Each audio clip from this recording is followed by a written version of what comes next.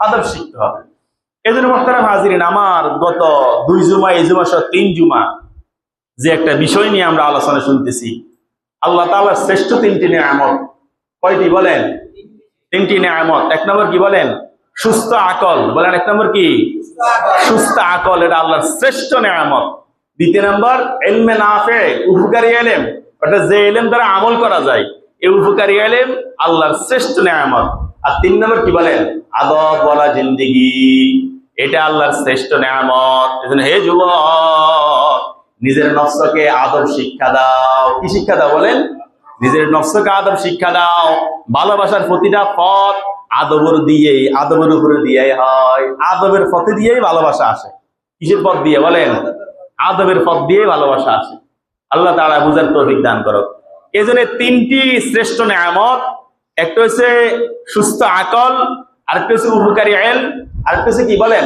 আদব। এই 3টি গুণ, এই 3টি শ্রেষ্ঠ নেয়ামত যখন কার ভিতরে চলে আসবে, তখন তার ভিতরে আল্লাহর ভয় চলে আসবে। সুবহানাল্লাহ বলেন না?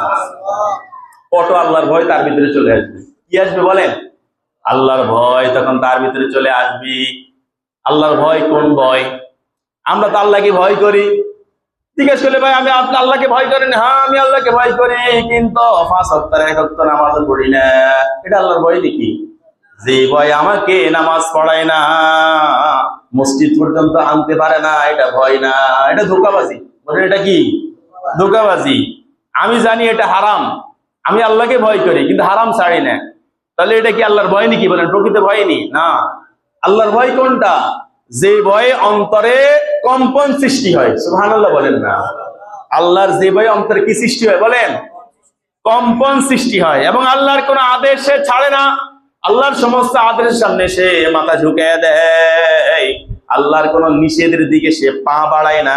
আল্লাহর কোন নিষেধের দিকে সে চোখ তুলে তাকায় না। আল্লাহর কোন নিষেধের দিকে সে মাথা ঝুঁকায় না। সুবহানাল্লাহ বলেন না? এটাকে বলে আল্লাহর ভয়। বলেন এটাকে কি বলে? আল্লাহর ভয়। এই জন্য এই 3 গুণে গুণী যারা হবে, আল্লাহ এই 3 গুণের গুণী যাদেরকে এই দৌলত দান করবে, তার ভিতরে আল্লাহর ভয় আসবে। আর আল্লাহর ভয় যার ভিতরে আসবে, সে ইবাদতের মজা পাবে। বলেন ইবাদতের কি পাবে? ইবাদতের মজা তার কাছে লাগবে।